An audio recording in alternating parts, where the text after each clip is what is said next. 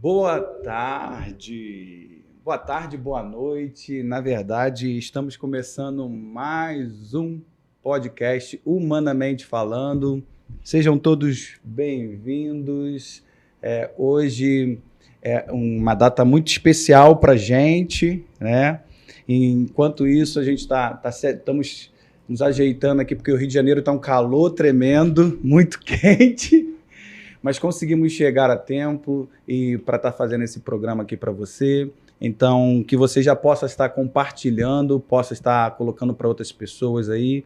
Hoje nós vamos tratar de um tema importantíssimo e também temos uma convidada especial. Conseguimos, meio difícil trazer ela, mas conseguimos trazer. O Alexandre está chegando, tá? O Alexandre está meio atrasado, mas eu acredito que vai chegar a tempo. Aqui a gente deixa as coisas muito à vontade, tá? Então, assim, ele vai chegar, vai entrar aqui, não, você vai perceber, mas não tem problema, tá?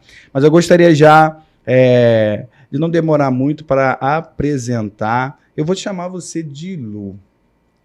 Tá? Tá ótimo. Tem algum problema? Nenhum. É só para os íntimos, né? Nem tanto, tá? Algumas pessoas preferem porque esquecem meu nome. É difícil. Não, desde que eu conheço você como Lu, né? Já tem bastante tempo, mas assim, é por causa que assim, eu vou falar Luzinete, né? Mas Luzinete, prazer. Gente, estamos recebendo aqui a Lu. É um prazer ter você aqui hoje no Humanamente. Obrigado por ter aceitado o convite. E se apresenta para as pessoas conhecer, saber um pouquinho de você, saber quem você é. Bom, eu sou a Luzinete. Uhum. E para alguns, né, Lu. Para outros, Tina. Tina, vocês ouviram muito Tina aqui. Eu ouvi muito Tina aqui outro dia nessa mesa. Sim. E eu sou professora, né? Sou mãe, esposa, gestora, empreendedora, sonhadora. E hoje, né, a gente para pensar quem é a Luzinete, né? Eu sou uma pessoa muito feliz. Me sinto realizada em tudo que Deus permitiu que eu vivesse. Sim. Mas ainda cheia de sonhos. Sim. Cheia de sonhos. Sempre tem algo novo para desenvolver, sempre tem algo que pode ser melhorado. Então, eu sou uma pessoa que busca sempre estar melhorando alguma coisa, né? Então, não é que nada tá bom. Algumas pessoas falam assim para mim, parece que nada tá bom para você. Não é isso. É que eu acho que a gente pode melhorar sempre. Então, eu sou uma pessoa muito inquieta nesse sentido, de que o que a gente faz, por mais tranquilo que pareça, eu acredito muito que a gente tem sempre algo novo a acrescentar, algo novo para achar, para buscar. Então, essa é a Luzinete. Legal. Então, assim, para as pessoas conhecerem um pouquinho mais de você, saber, né, o que você faz, você já falou que você é mãe, a gente já vai entrar no tema, mas antes da gente entrar no tema, vamos falar um pouquinho mais de você. Hoje você trabalha como gestora, né? Sim. Da Aquarela também. Nós vamos entrar no tema, pode deixar. Mas você trabalha como gestora da Aquarela da Criança, não é isso? Mas antes de estar como gestora, fala um pouquinho dessa trajetória até chegar, um pouquinho desse sonho. Como é que aconteceu isso? Como é que... Esse sonho, ele não é aquela ideologia de criança, não, né? Que toda criança, ela brinca de escolinha, ela imagina-se professora. Mas eu vivi essa fase, como qualquer outra criança, mas eu não desenvolvi essa fase na minha juventude, adolescência, não. Eu não tinha muitas perspectivas. Na verdade, eu não pensava muito nessas coisas, né? E eu só fui pensar realmente em profissão, em ter uma formação, né? Eu já tinha uma certa idade. E isso foi algo que nasceu, na verdade, pelo envolvimento que eu tive com outras pessoas. Então, os espaços que eu comecei a frequentar foram me construindo, me trazendo novas ideias, novas perspectivas. E esse espaço se chamou Igreja. Sim. E lá eu ouvi sobre um curso que era preparatório para a universidade. E eu entrei nesse curso, que era na própria igreja, né? E lá nesse curso eu comecei a despertar para muitas coisas. Então, eu queria ser psicóloga. Legal, hein? Que legal. Eu falei assim, fazer psicologia. Aí fiz um teste vocacional. Uhum. E aí eu ia para essas áreas, né, de humanas, filosofia. E aí eu tentei, através desse preparatório, né, fazer psicologia. E aí eu não consegui a vaga, consegui até passar, né, dentro daquilo que eles projetam lá, mas eu não consegui a vaga. E aí larguei tudo. Eu trabalhava, eu pedi as contas, investi num curso pago. E aí eu fui buscar esse caminho de estudar para a universidade pública. Porque não tinha condição, né? A família, eu fui a primeira pessoa da minha família a fazer uma universidade. Sim. Então foi muito interessante para mim, motivo de orgulho, mas também motivador para tantas outras pessoas que estavam ao meu redor, né? E acabou que eu não fui para a universidade, foi lá que eu conheci o meu esposo, Leonardo, há 20 anos, ontem nós fizemos 20 anos de casado. Manda um beijão para ela. E nós nos conhecemos nesse curso. Conhece esse cara não, Leonardo? Não conhece não, né? Então, gente fina, né? E aí lá eu conheci, enfim, mas ele também estava no mesmo foco. Mas, de novo, eu passei, fiquei muito próximo, fiquei naquela listinha de espera. Sim. Para ver se alguém desiste e eu entro, mas não consegui. E aí eu falei, você quer saber? Eu vou casar. E aí a gente tomou a decisão e a gente começou a projetar a nossa vida. Então, a gente deu uma parada, eu dei uma parada, né, nessa busca, mas não no sonho. Sim. E eu queria fazer a universidade. E aí eu fui para privada. Logo depois que eu casei, eu entrei na universidade privada. Meu marido também estava fazendo a universidade. E aí a gente viveu esse espaço, né? E aí eu fui para pedagogia. Sim. Porque aí eu comecei a conhecer um pouco mais. E aí eu me perguntava todos os dias, é isso mesmo que eu quero para minha vida? Ai, meu Deus, é isso mesmo. Eu saía da universidade pensando isso. E mal eu sabia o que ia acontecer, né? Porque hoje a minha vida é educação. Sim. Eu estou cercada, né, por educação. E ali começou, primeiro semestre, segundo semestre, mas quando chegou o meado assim, do segundo semestre, aí eu falei, é isso. É isso. Então, hoje você casada, né? Sim. E aí foi para a área da educação. Sim. Né? E aí passei num concurso público, muito interessante. Eu estava no terceiro semestre, surgiu um concurso público, eu falei assim, vou fazer. E aí eu passei, falei assim, meu Deus, e agora? Eu não estou formada, se me chamarem. Enfim, eu me formei, 3 meses depois eu estava assumindo a vaga que eu passei lá atrás. E aí, quando eu faço essa retrospectiva, né, que você agora me fez, trouxe a memória, eu fico pensando, nossa, tudo tem um propósito, né? E a gente às vezes não entende. E, enfim, fui para trabalhar na educação pública. É uma coisa que eu gosto muito de fazer. Eu acho que tem um pouco de ideologia, né? De gratidão por tudo que eu vivi. Também fui aluna de escola pública a vida inteira, praticamente. Sim. Então, eu quero muito acrescentar na educação pública. Legal.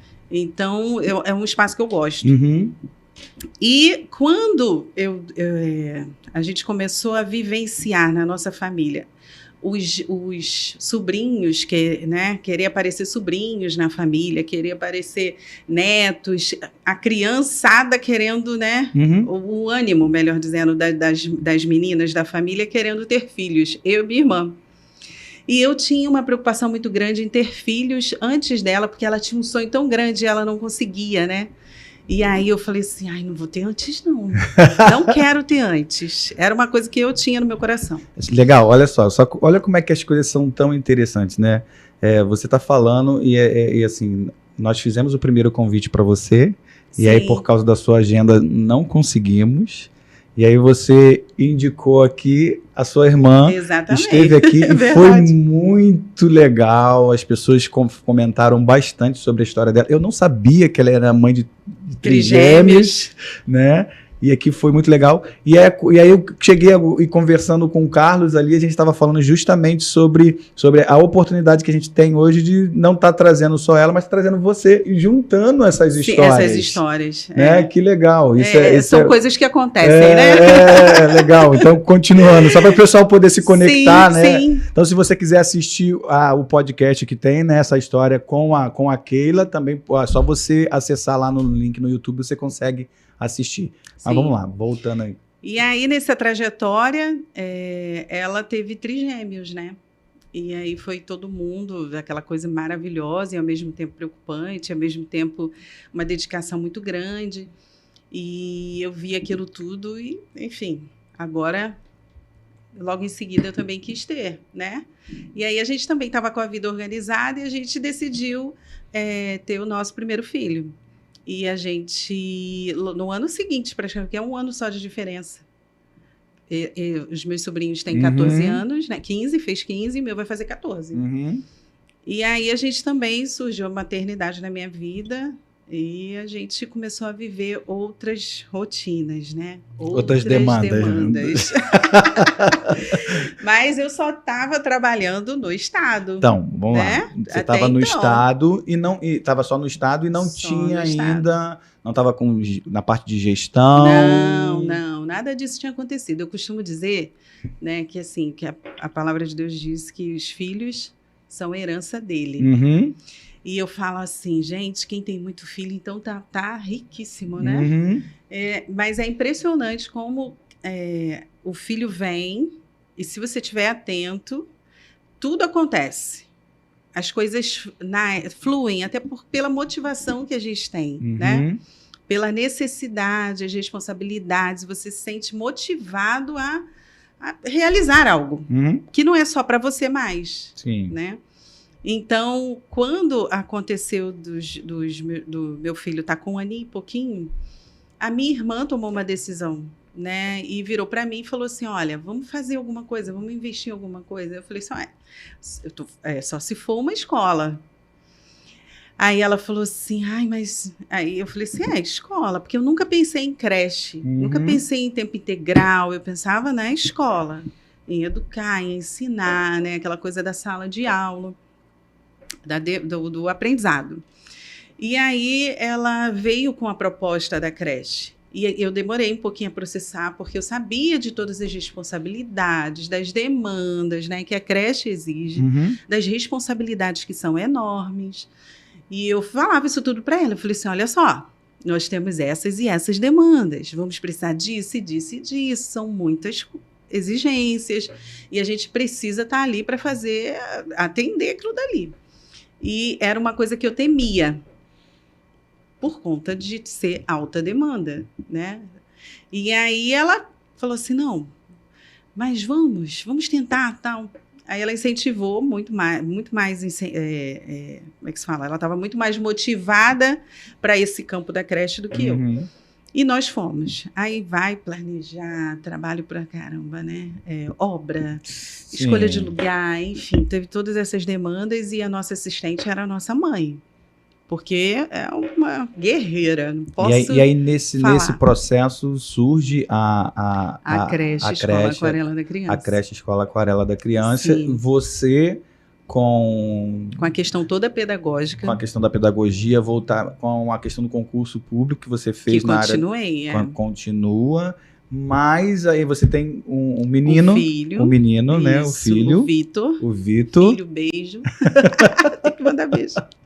E aí começa toda essa vamos dizer assim, essa demanda de ser mãe, né? Hoje você é mãe tem quantos filhos? 2. 2 filhos. Um menino e uma menina. Um menino e uma menina. O menino é Vitor. E Louise. E a menina é? É a Florzinha. Louise. É a Florzinha da mamãe. Ok. Do papai também, do irmão, de todo mundo. Então, assim, para a gente poder entrar já no tema, eu acredito que quando a gente está na frente, né, gerindo, fazendo a gestão, você acaba não só sendo a mãe do Vitor, né, como aquela a tia Tina. Olha, eu vou te falar. todo mundo foi para dentro da escola, né? Uma coisa que, assim, eu sou muito centrada quando a gente consegue ter uma organização, né? Então, quando eu paro para pensar ou fazer qualquer coisa, eu organizo tudo. Eu converso com as crianças, né? No caso do Vitor, no início eu só tinha o Vitor tinha 1 aninho e pouco, então, assim, ele ficava com as X. Uhum. E eu sempre pensei, o meu pensamento como mãe sempre foi, eu tenho que criar meus filhos para a minha ausência. Eu tenho isso em mim. Ninguém colocou, eu tenho. Porque, no fundo, eu acho que eu tenho um pouco de receio do sofrimento que eu não estar... Não criando como se fosse criando mais independente, lidar tentando com deixar ele mais resistente às dores da ausência, Nossa, tudo. Como a gente vai entrar nessa tua fala... Olha como isso é libertador. Mas sempre pensei isso. Vamos fazer o seguinte? Sim. Vamos fazer o seguinte?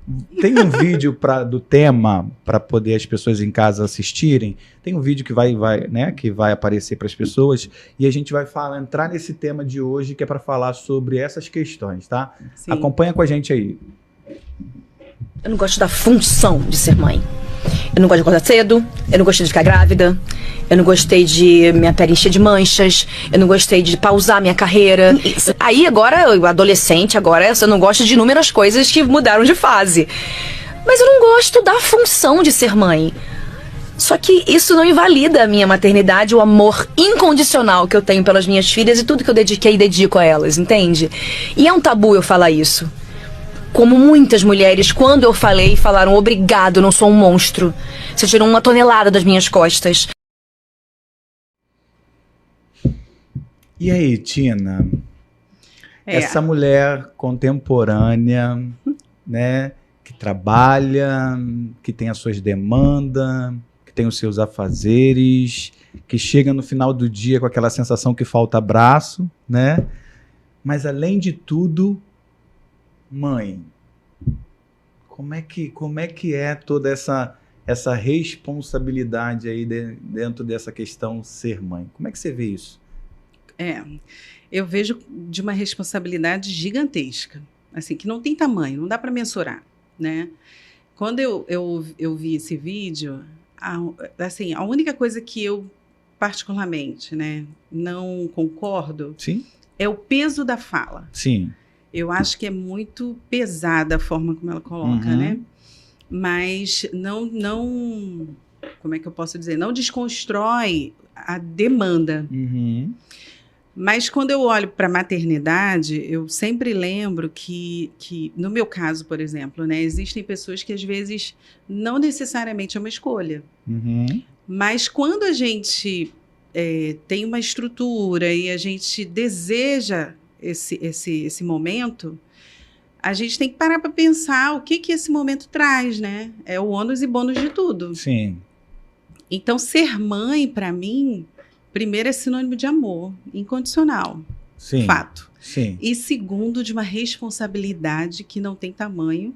E essa responsabilidade acarreta uma demanda gigante. Sim, sim. Né? No vídeo ali, ela acaba colocando, eu percebi que na fala dela, né, especificamente dela, e aí nós aqui dentro da questão do Humanamente, a gente tenta mostrar um pouquinho esse lado que às vezes está muito presente, mas às vezes não é tão falado com simplicidade, que são coisas que faz parte da vida do ser humano. Sim. Que faz parte da vida das pessoas. E aí ela fala sobre essa questão de ser mãe que mexe com toda a estrutura fisiológica, emocional, social, sim, né? Que também vai de encontro, talvez, a prioridades, né? E aqui a gente não está colocando de jeito nenhum, vamos dizer assim, o nome da palavra mãe, não é isso. Mas existe uma pessoa que está ali por trás de toda essa demanda, que às vezes precisa dar essa voz sobre questões de como é que essa mãe lidar com essa questão dessa gravidez, com a questão do corpo, com a questão depois, né, como você já entrou, a sua fala foi muito pertinente no desenvolvimento dessa criança e você lidar, talvez, né, com essa dependência ou independência dessa criança. Como é que é isso? Né? Tenta... Eu pensei muito, assim, sobre como colocar, né, essa demanda. Mas eu tenho um pouco de dificuldade de trazer para mim como única responsável por educar uma criança. Sim. Eu não consigo me ver assim. Sim. E aí eu entendo a fala, eu percebo que mãe, uma é diferente da outra, né? As demandas são iguais, todos os filhos vão exigir algo de nós. Sim. Todos. Uns mais, outros menos. Às vezes a demanda, ela tem o mesmo peso se botar numa balança, mas são diferentes. Então, a mãe, ela sempre vai estar ali com a preocupação, rondando. Às vezes ela não vai dormir, porque ela sabe que é ela que tem que resolver aquilo dali, ou ela tem que estar ali. E eu tenho um pensamento que eu preciso dividir isso. Que eu não tive um filho sozinha. Sim. Que eu não acredito que a mãe precise carregar tamanha demanda. Para não sentir tanto peso. A gente acaba olhando um pouquinho, né? É bom, acho que a gente colocar aqui, a gente lidar com essa questão contemporânea do papel da mulher hoje dentro da questão... Sim, ressignificar, né? Eu tenho uma palavra que eu, de vez em quando, uso muito para quando o negócio está bem que eu não estou dando conta. Quando a aceleração do coração, eu falei, estou ansiosa. Né? Quando isso acontece, eu fico assim, eu preciso ressignificar isso. Eu preciso ressignificar isso. Então, eu acho que a maneira como a gente olha para a vida, enxerga as coisas, ajuda a gente a diminuir esse peso. Porque ele é um peso. Eu fico pensando assim, às vezes, né? Às vezes eu ouço isso de outras pessoas, porque a sociedade enxerga a mãe assim. Sim. Né? Eu acompanho também um psicólogo que ele fala que a mãe chata é a mãe que vai criar normalmente um bom filho. É aquela que está ali em cima, que não deixa passar nada, né? Só que para ser uma mãe chata, não é fácil não. Porque é aquela mãe que acompanha tudo, que olha tudo, que fiscaliza tudo e que prepara tudo e que nada fica fora do controle. Ela, de certa maneira, é uma controladora. E por mais que eu também me ache um pouco controladora, eu já não... Como é que eu posso dizer? Eu não me vejo como única responsável por isso. Sim. Então, quando eu ouço essa fala, eu fico assim, gente, a gente precisa, enquanto mulheres, a realidade de hoje, a mulher que quando foi para o mercado de trabalho, quando ela resolveu empreender, por exemplo, é uma demanda muito alta, é uma responsabilidade muito grande, você tem que responder por tantas coisas, e aí você tem o seu filho, você tem a sua casa, você precisa de uma rede de apoio. Sim. Então, quem é a rede de apoio que você tem? Às vezes é a sua mãe, às vezes é o marido, às vezes é uma sogra, às vezes é uma vizinha. E aí, o compartilhar dessas demandas faz com que a gente... Eu pelo menos, me sinto assim, né? Meu marido deve estar me ouvindo e ele deve estar lá falando alguma coisa com toda certeza.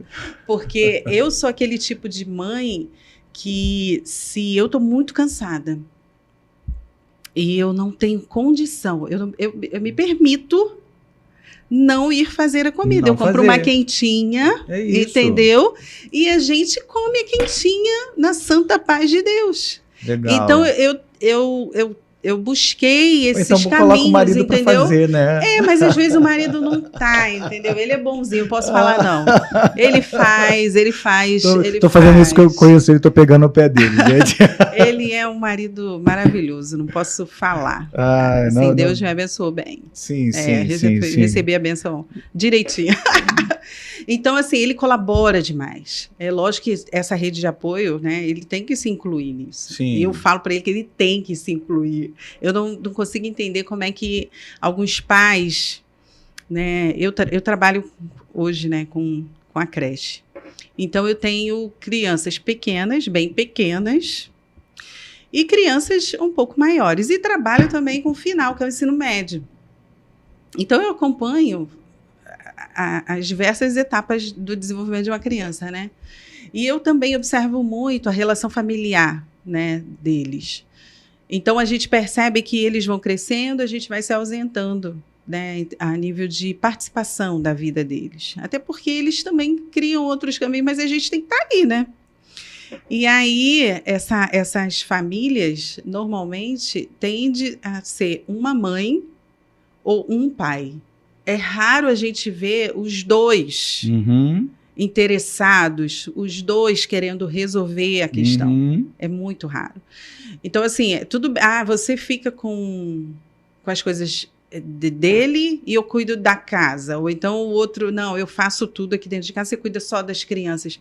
Mas o só das crianças é muito, mas muito, muito diferente da casa. Então, não se compreende isso. Eu acho que a sociedade, os maridos, não vou generalizar, né, porque hoje eu acho que também tem muitos homens que participam mais colaboram mais com as mulheres na educação dos filhos, e levando em consideração essa alta demanda, porque não é alta demanda só de ser mãe. Não. Não é. Hoje a mulher não é só ser mãe. Então, e mesmo que seja só ser mãe, já é alta. Muito, sim. Né? Você ficou em casa o dia inteiro.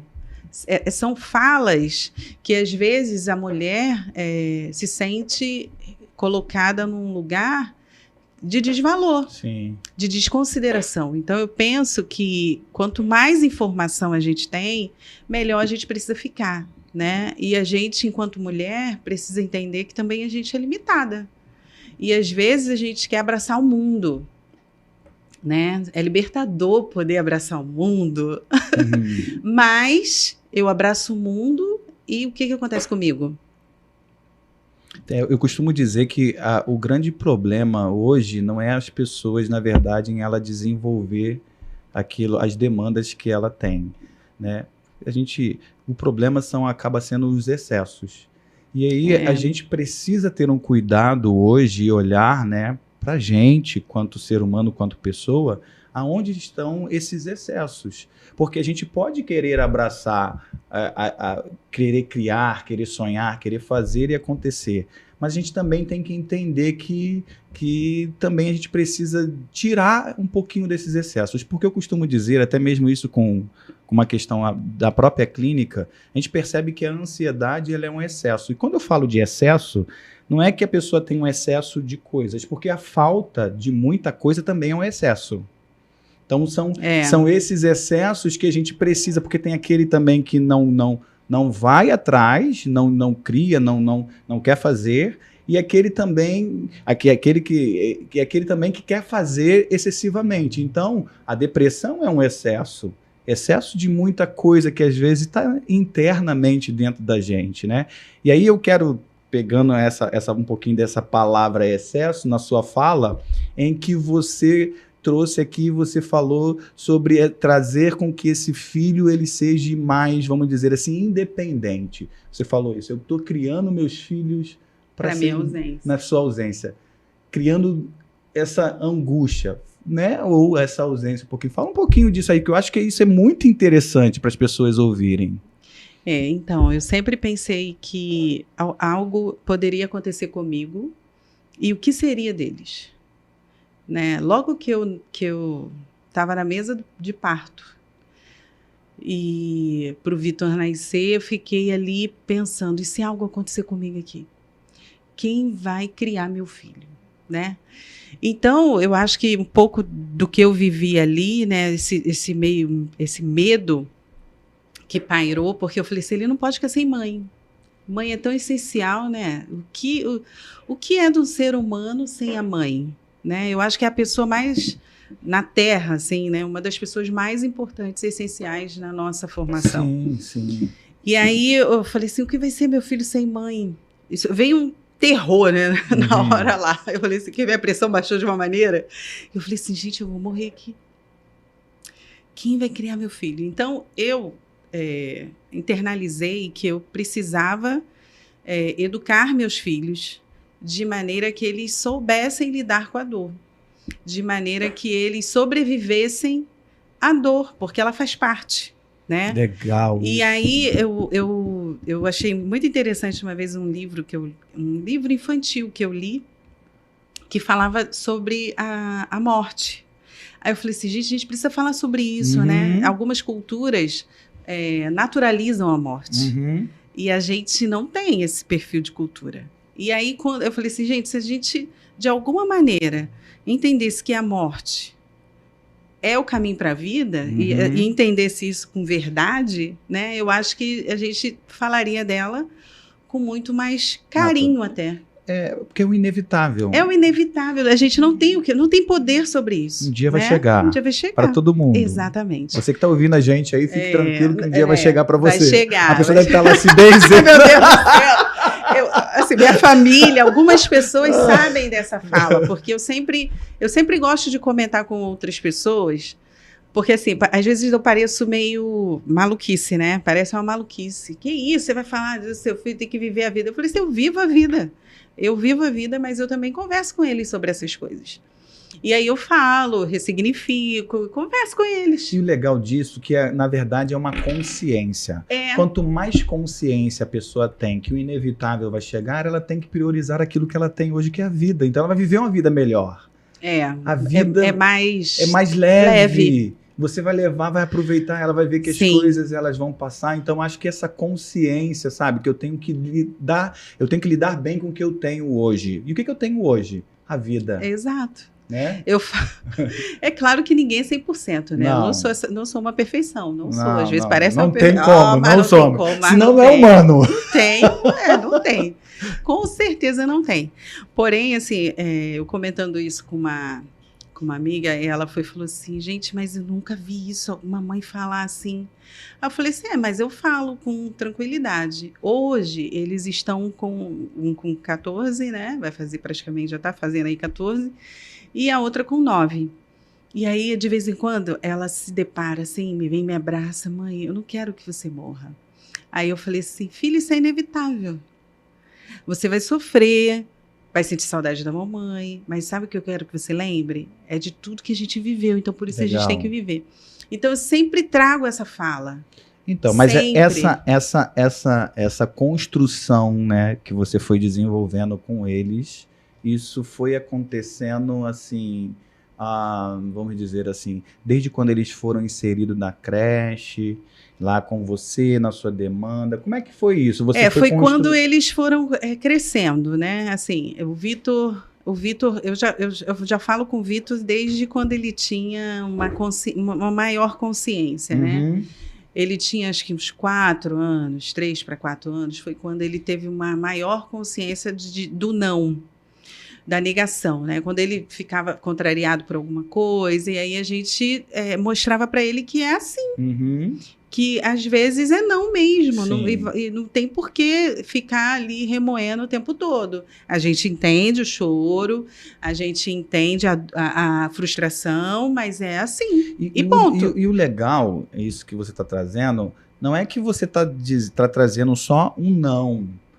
Existe um momento para o sim também. Sim, mas com é certeza. Esse equilíbrio entre o não e o sim que vai fazer com que ele perceba que quando o não chegar, ele vai saber lidar com ele.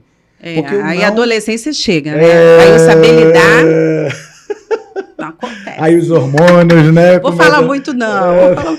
Mas a realidade é que vem outros hormônios, né? E aí é outra fase. Sim, são fases. Aí, justamente. E assim, claro que eles não tiveram uma consciência lá no início deles de uma maturidade para saber. E quando a gente está falando aqui de não e de lidar com essas questões, a gente não está dizendo que ele que é uma criança que já sabe lidar com isso. Mas essas emoções, esses sentimentos não vão ser estranhos. Exato, quando chegar sim. lá, essa fase no da campo dificuldade. educacional, nisso, a pedagogia, né? Sim. A educação, ela ajuda muito. Então, Legal. assim, quando a gente fala que ter uma mãe professora tem suas vantagens e desvantagens, né? Mas eu sou muito tranquila enquanto mãe professora. Mas eu tenho muito conhecimento pedagógico. Então, isso me ajuda muito. Né? Me ajuda a compreender, me ajuda a buscar caminhos. Nem sempre ele me obedece, nem sempre ela me obedece. E não existe uma fórmula mágica.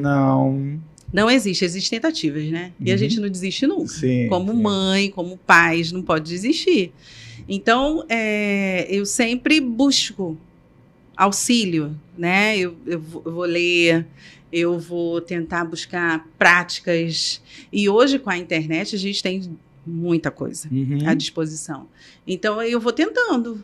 E eu vou aplicando, e vou tentando métodos diferentes, e nem sempre vai funcionar na conversa, né? E aí é que a família, né? Quando eu digo família, é o pai, ou alguém que represente essa figura, precisa entrar. Porque, às vezes, a mãe precisa desse apoio. Sim. Ela precisa desse apoio, que o pai chegue e fale, você não está ouvindo o que sua mãe está falando? E aí, às vezes, muda o cenário. Aí muda o cenário. Eu vou chamar aqui um comercial, só para a gente poder falar um pouquinho. Tem várias perguntas aqui, várias pessoas já falando aqui. Oh, meu Deus. E aí, já aproveitando, você que está assistindo a gente, você que quer fazer uma pergunta, né, específica, né, para esse tema que a gente está tratando aqui hoje, pode fazer a sua pergunta, que a Tina aqui vai ter, né? A gente vai tentar responder aqui, Vamos tá tentar, bom? Vamos tentar, com certeza. Vamos chamar um comercialzinho aí. Fica com a gente. Pra que pagar caro? A Atom protege o que você ama e o que você tem de forma simples e descomplicada. Para o seu veículo, oferecemos proteção contra roubo, furto, colisão e danos naturais. E mais assistência 24 horas, com até 500 quilômetros de reboque, chaveiro, auxílio pane seca e pneu furado. E ainda leva o adicional de troca de para-brisa grátis. E para a sua casa, temos chaveiro, encanador e muito mais. Preparamos um clube premium que dá prêmios para você que paga em dia. Na Atom, é você que manda. Escolha o plano que mais se parece com você e economize. Acesse o site www.atom.org.br ou entre em contato pelo WhatsApp e redes sociais.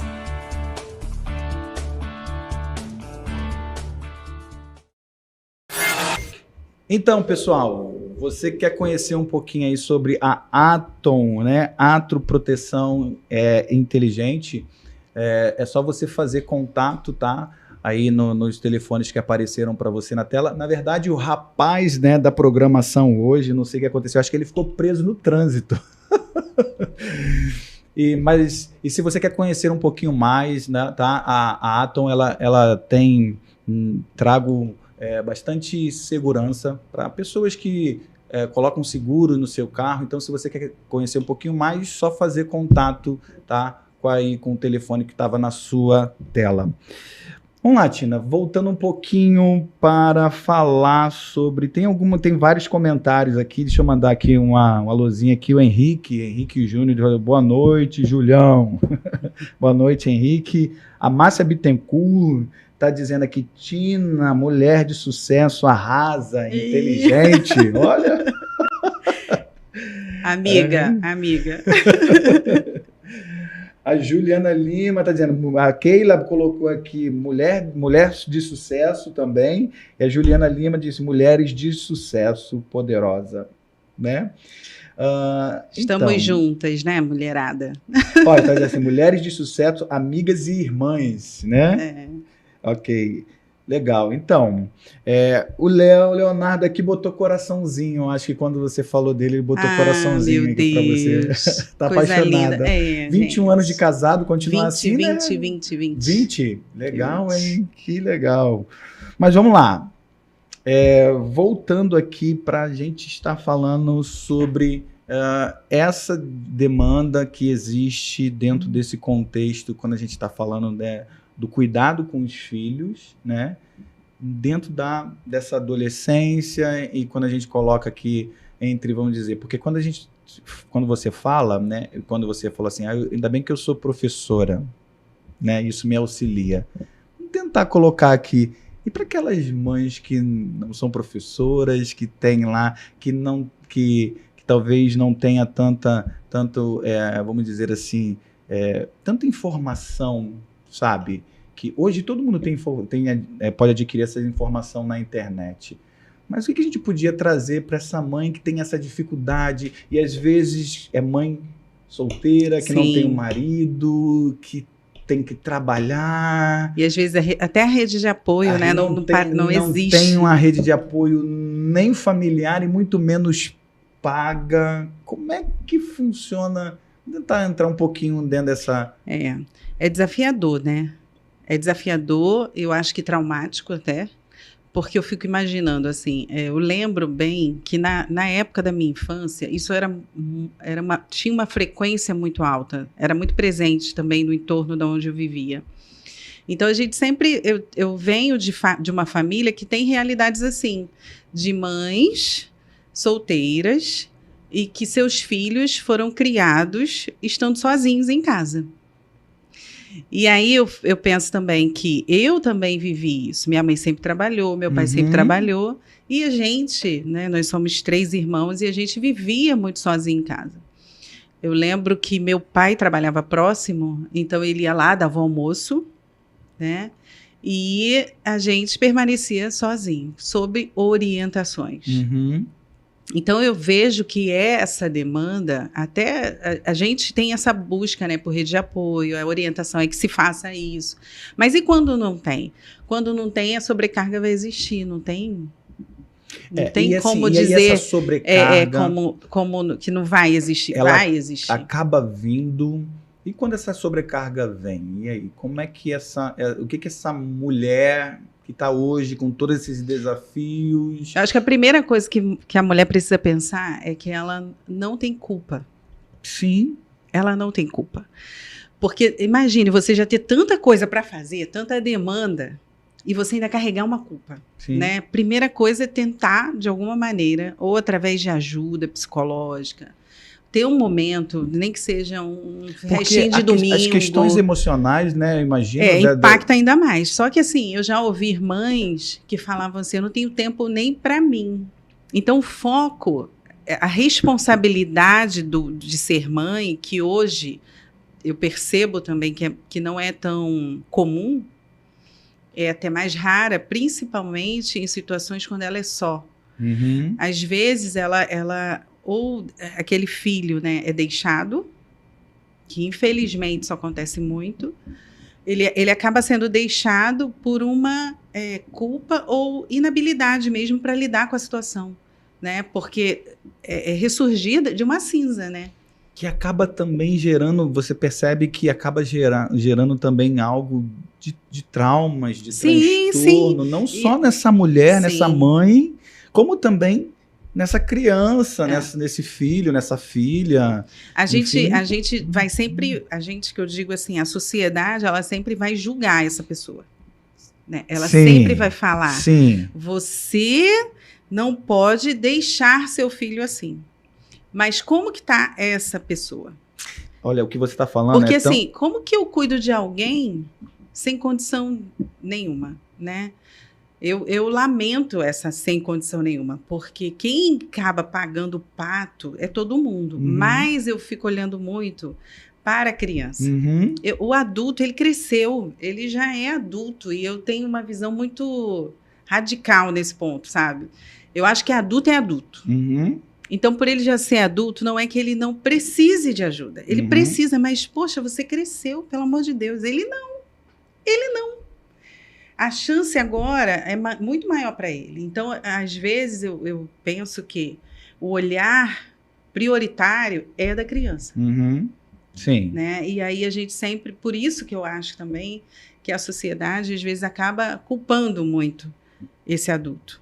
Porque a criança, assim, ela é o vulnerável. É perceptível isso. A gente utiliza como laboratório, assim, a rede social, né? Sim. A gente tem uma equipe assim, vamos dizer assim, uma equipe do Humanamente, onde a gente tem um Instagram que a gente utiliza como ferramenta, e essa ferramenta para se conectar às dores.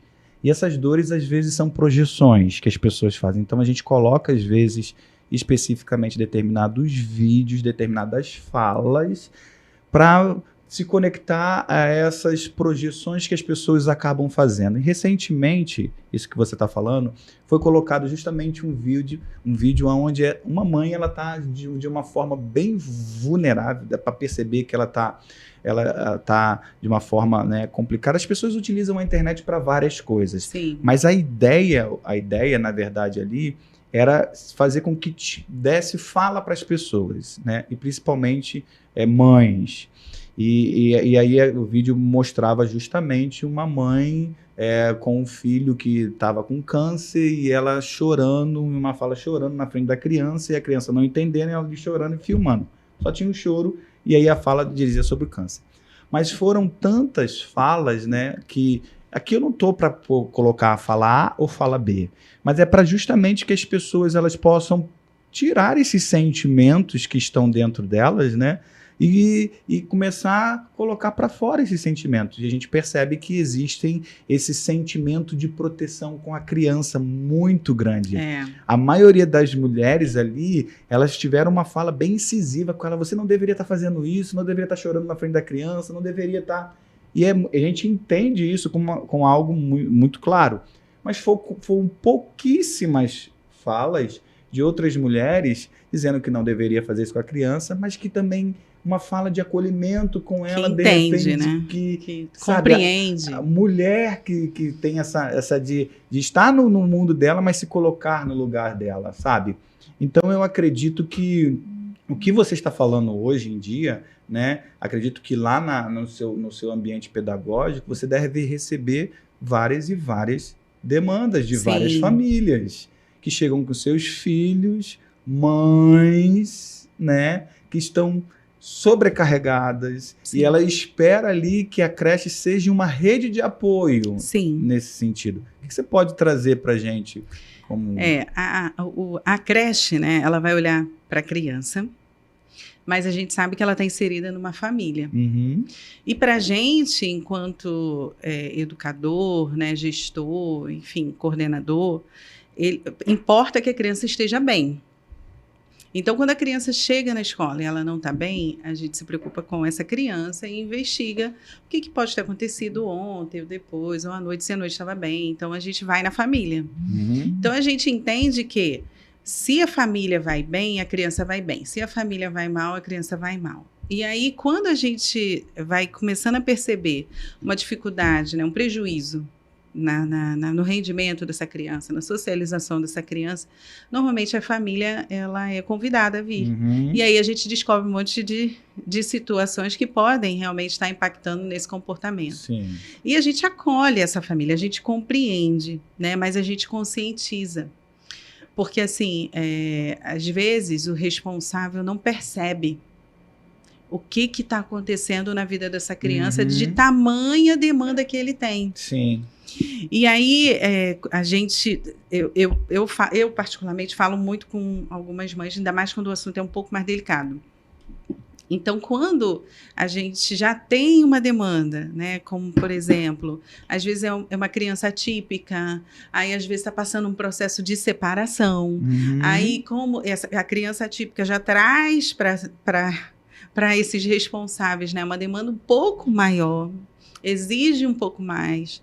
E aí essa mãe já está como, né? Porque é muito sobrecarregada. E aí ela está perdendo a rede de apoio que ficava na casa. Então, como eu vou falar com ela do prejuízo que está causando na vida dessa criança?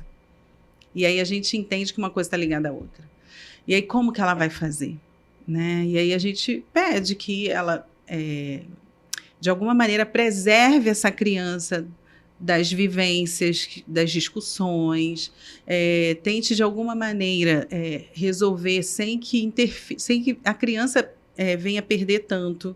A gente se coloca à disposição, inclusive, para conversar, às vezes, se vier um responsável só para conversar com o outro também, porque se não houver a parceria em prol da criança, fica pesado demais sempre para a mãe.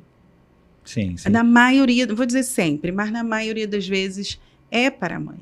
Então, essa dor da mãe, ela fica numa potência, elevada demais. E é perceptível que a gente veja, né, essa dor, ela sendo transmitida, ela chega nessa mãe, e aí a mãe, ela tenta, na verdade, de certa forma, tentar resolver essa situação, e aí quando ela não consegue, a gente vê que essa mãe, ela cai. Ela cai. E a pior coisa para essa mulher, ela ter esse sentimento que ela... de impotência, que ela tentou e não conseguiu. Exato. Sabe? E para levantar é muito complicado.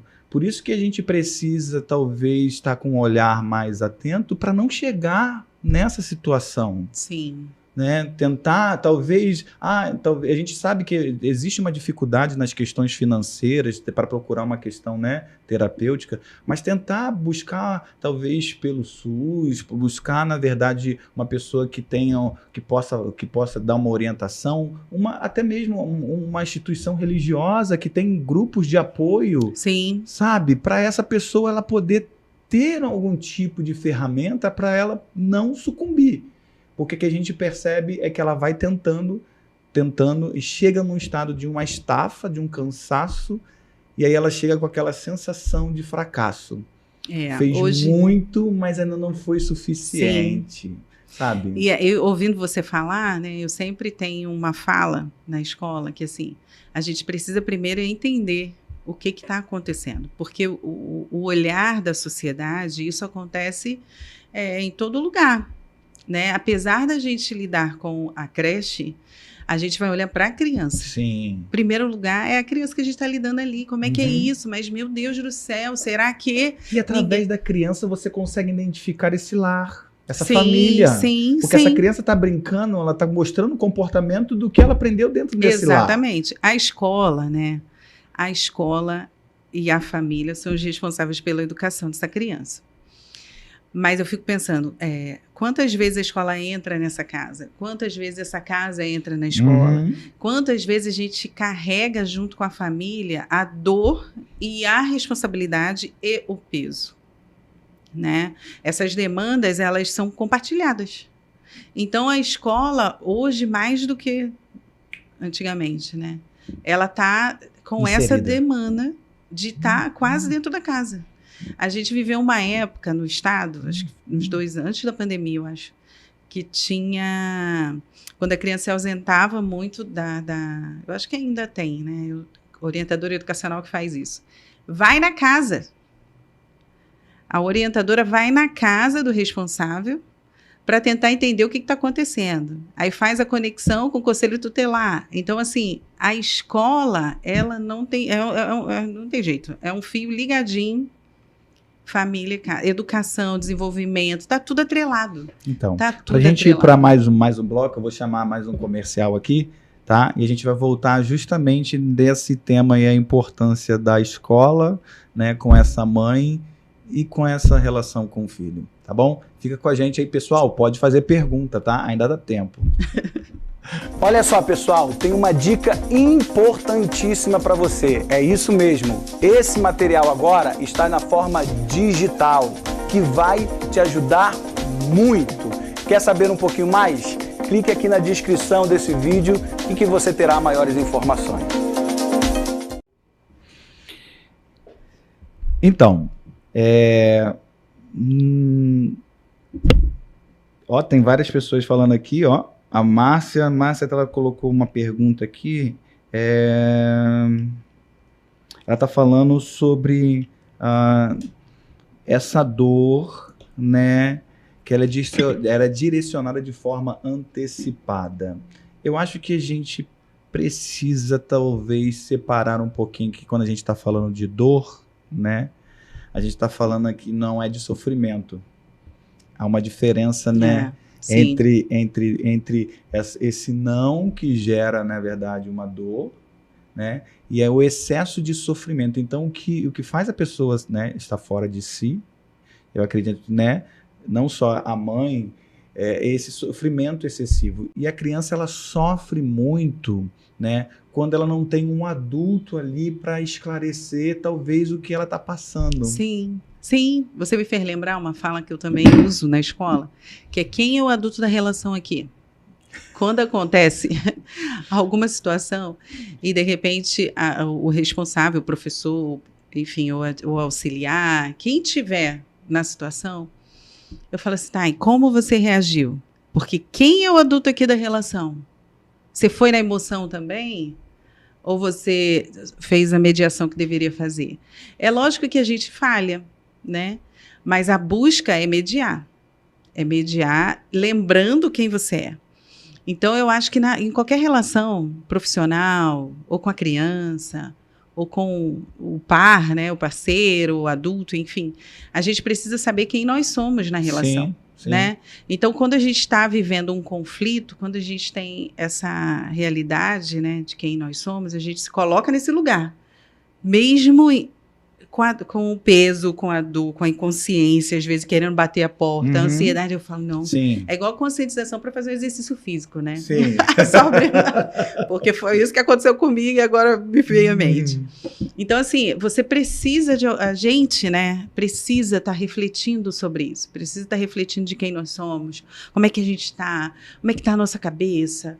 Há um tempo atrás, eu estava muito ansiosa, mas eu nunca me achei uma pessoa ansiosa. Eu sou essa pessoa que você está vendo, né? Todo mundo fala assim, ela é calma. Nossa. Leonardo que eu diga. Inclusive, ele está dizendo aqui, ó, ele está dizendo assim, ela é top. Ó, mandando coraçãozinho aqui. Então, assim, eu sou uma pessoa calma, mas todo mundo tem seu limite, né? Para qualquer sua persona, coisa. Né? Sua personalidade, né? Exatamente. Eu sei quem é que manda lá, ele vai me bater. Então, o que eu percebo? Que eu acho que a gente precisa olhar mesmo para dentro de si, resgatar quem somos ou quem a gente quer ser, porque às vezes a gente precisa se projetar num outro lugar, né? E às vezes a gente está totalmente perdida. E aí a gente precisa parar um pouco. Não, peraí. Respira. Para onde eu quero ir? Assim eu não chego. E aí vai tendo essas realidades, né? Essas realidades eu acho que faz com que a gente se posicione melhor diante da vida, né? Não só na posição de ser mãe. Quando eu me deparei com as mudanças de fases, né, do meu filho, eu me vi desafiada. Porque eu falei assim, eu não vou conseguir lidar, né? Ai, meu Deus, como é que vai ser isso? Porque eu sou um tipo de mãe que, assim, eu não gosto dessa coisa de bater em alguém, né? Eu acho isso uma violência enorme, enfim. E eu não gosto de violência, na verdade. Então, quando eu me vi ali sendo desafiada, confrontada e de maneira indevida, eu fiquei fora de si, né? E aí eu falei assim, gente, eu preciso entender o que está acontecendo, eu preciso saber me colocar, eu não quero... Primeiro, eu acho que nenhuma mãe quer, né? Perder o seu filho, perder o diálogo, perder a entrada, perder a abertura, perder espaço, ninguém quer. A gente quer conhecer o nosso filho, e uma coisa também que eu aprendi é que a gente precisa conhecer o coração do nosso filho. Legal. Não adianta eu querer conhecer, saber o gosto dele, não. Eu quero saber o coração dele, aonde está o coração dele. Então, eu sempre pedi isso a Deus. Deus, eu quero chegar onde está o coração dele. Eu preciso enxergar o que ele aprecia, porque é isso que ele vai ser tentado. E eu preciso fortalecer essa área, Jesus, me ajuda. E eu sempre fiz essa análise. Eu acho que isso, o caminho eu acho que é esse. A gente saber onde a gente está, parar, ter um tempo para a gente se recuperar, porque eu acho que todo mundo cai, todo mundo tem suas, né? Todo mundo vai ter esse momento. E quando eu vivi isso, eu estava com muito trabalho, preocupações porque ser empreendedor, né? No Brasil principalmente, é um desafio gigantesco. E você, que depende de clientes, né? Então, você precisa do cliente. Então, você precisa prestar um bom serviço. Você precisa pensar em novidades. E eu sou aquela que quero trazer a novidade o tempo todo. A minha irmã que fala. Queria isso, incansável, sabe? Aquela coisa, toda hora é uma coisa nova, toda hora eu quero um negócio novo, toda hora.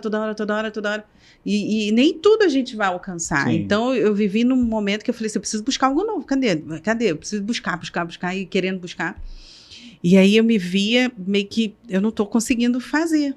Então, aproveitando essa sua fala aí sobre essa questão de algo novo, até por causa do tempo, mas eu acredito que que a gente consegue. Essa mãe que hoje, da atualidade, né? Porque a gente vê isso muito na questão da atualidade hoje, que tem o seu filho, né? Que ele está praticamente, talvez, sendo ali, não tem um diagnóstico fechado da questão do autismo, né? Que chega e que essa mãe talvez não tem ainda algo fechado, não consegue lidar. Como é que é isso? Que às vezes é desafiado, muito mais desafiador ainda. É o medo, né? Eu sempre falo assim, esse medo pairou em mim. Chega para você essas demandas lá? Chega lá, né? Chegou em mim, na minha vida mesmo. Chegou na sua vida. Porque quando os nossos filhos são pequenos, né? E você que estuda, então, você que conhece um monte de coisa, aí você já fica logo, né? Com a neura ali. Sim. E tudo você começa a pensar, será que é alguma coisa? Será que é aquilo? Será que é aquilo outro? Tal.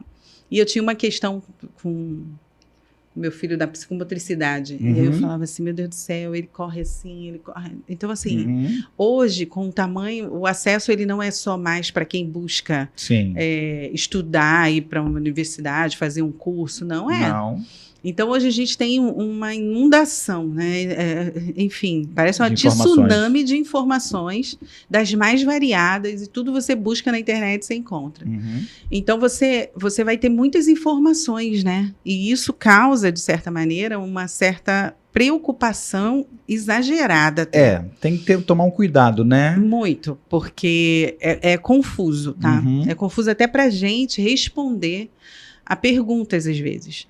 Porque você vem com uma pergunta, aí vem outro questionamento, aí outro questionamento de linhas de pensamentos diferentes. Sim. E que, às vezes, para quem não compreende bem, se torna uma coisa que vai sufocando a pessoa e ela vai perdendo todo o fôlego. Então, quando chega uma demanda, depois da pandemia, então, nossa, muitas demandas de ausência de fala. Aí tem que investigar. 2 anos, não fala, bota na escola. É a orientação, né? E aí cai na demanda da escola. Sim. E aí a gente já chega com essa orientação do pediatra, coloca na escola. Porque eu entendo que o pediatra também quer desconstruir ou acalmar o coração, porque para ele, na maioria das vezes, os pediatras, né, os pais até falam isso muito, eles acham que não é nada, que é coisa da cabeça da mãe. E, na verdade, ele vai dando algumas orientações para ir descartando, né? Sim. E aí eu recebi muitas famílias com essa orientação de ir para a escola, porque tinha ausência de fala, não se socializava.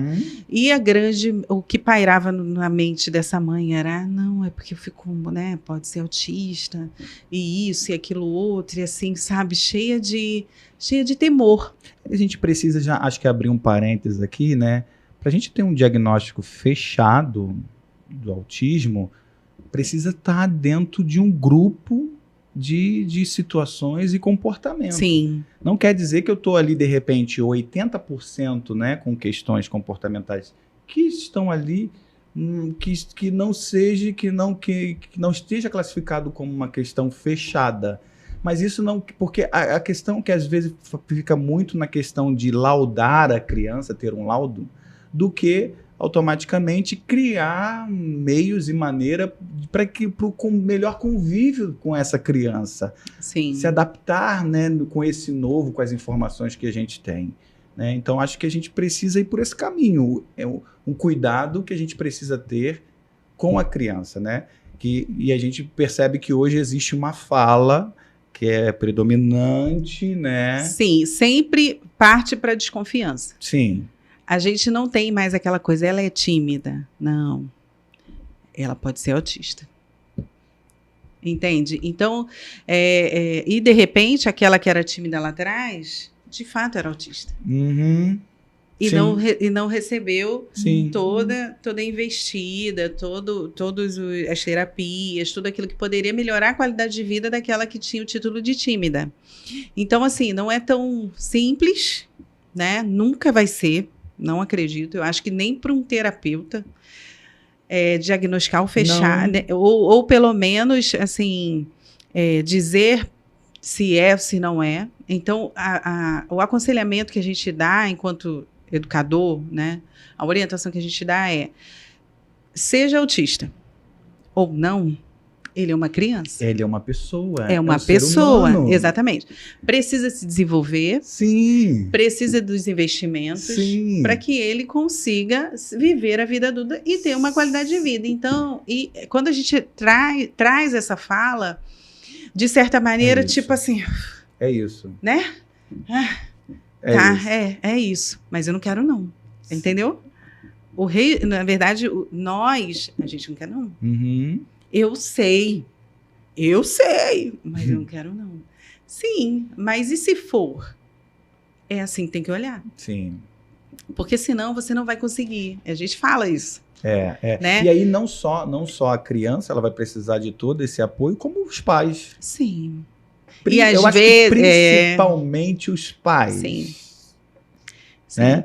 Porque assim, ninguém, né? Às vezes a gente faz uma pergunta assim: você sonha com ter um filho? Não. Ninguém nem pensa nisso, né? E aí quando você se depara com uma porta que precisou se abrir ou você manter ela fechada, e você fica ali, meu Deus, essa porta é a porta que apareceu para mim, ou eu passo por ela ou eu fico parado aqui. Tá. Eu vou chamar só mais um comercial que a gente já está terminando, já passamos já 5 minutos. Eita, mas a gente mas a gente fala bastante. A gente já volta aqui para poder finalizar.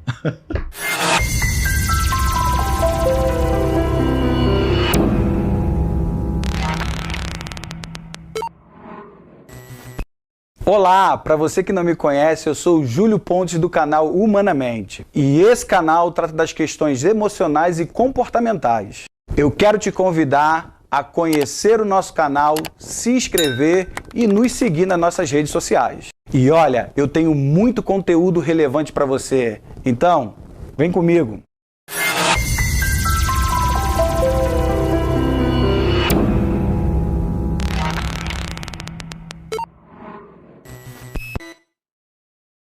Olha só, pessoal. Voltamos. Meu Deus, gente, que pena. Nossa, né? Tá acabando. Pois Nossa, quanta coisa a gente tem aqui, né? A gente tava falando aqui, né? Sim. A gente vai falando. É muito assunto, né? Quando o assunto é mãe, as demandas, a escola, não para. Nossa, mas eu acredito... É a vida fluindo. Sim.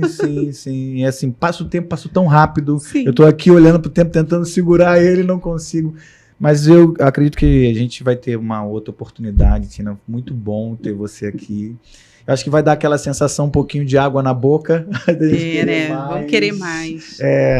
Mas aí eu queria, né, aproveitar aqui pra gente já tá finalizando. E aí você quiser fazendo a sua fala, mandando um beijo, quiser falar ali naquela câmera ali para as mamães que estão te assistindo aí, né, o pessoal lá, manda beijo, fica à vontade aí, tá bom? Bom, eu queria agradecer, né, o convite, foi maravilhoso estar aqui, eu adoro conversar, ter a oportunidade de falar, então, daquilo que eu acredito, né, maravilhoso. Queria mandar um beijo para a família, né, meus fãs ali, maravilhosos, aí, ó. Meus fãs, minha família, minha base, meu alicerce. Beijo para vocês, beijo para as mamães, um carinho, um abraço, né, meu abraço aí para vocês que tem tantas demandas, mas que precisa melhorar o olhar. Se o pessoal quiser conhecer a Aquarela da Criança, como é que faz para achar? A Aquarela da Criança é pertinho, né, no centro de Caxias. Nós temos 2 unidades na José de Alvarenga. E lá na José de Alvarenga a gente estendeu, agora tem ensino fundamental, agora já tem 3 anos, né? E vai do 1º ao 5º ano também.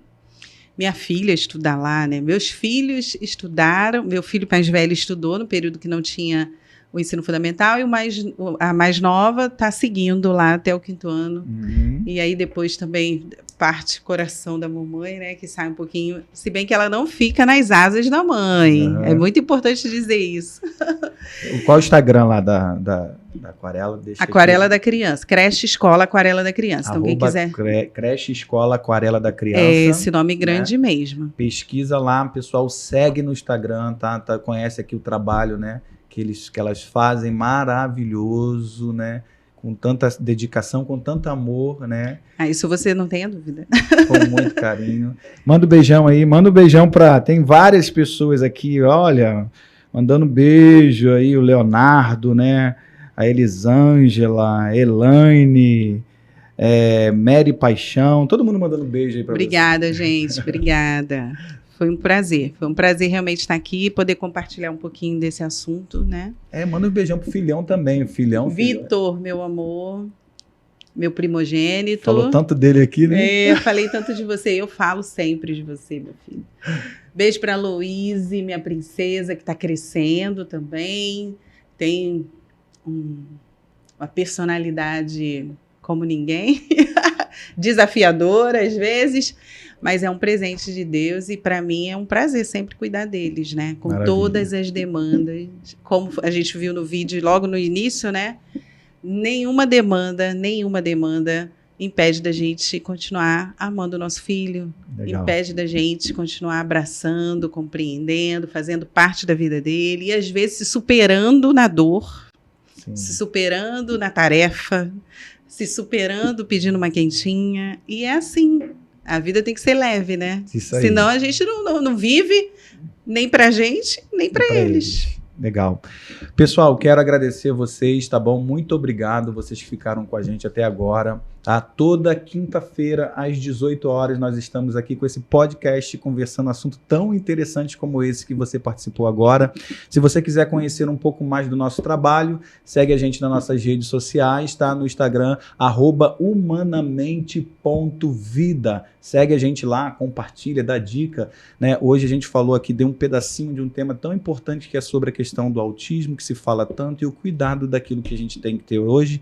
E se você deseja também algum atendimento terapêutico, fica aí no finalzinho que a gente vai... nós estamos atendendo ali na avenida, no Pastor Martin Luther King, no Shopping Nova América, na zona norte do Rio de Janeiro, tá? A gente vai ter um imenso prazer. Chama a gente lá no direct e a gente conversa um pouquinho, tá bom? Até quinta-feira que vem, Tina. Brigadão, tá, amiga? Eu que agradeço. Até a próxima. Até a tchau, próxima. tchau, gente. Tchau, Valeu. gente.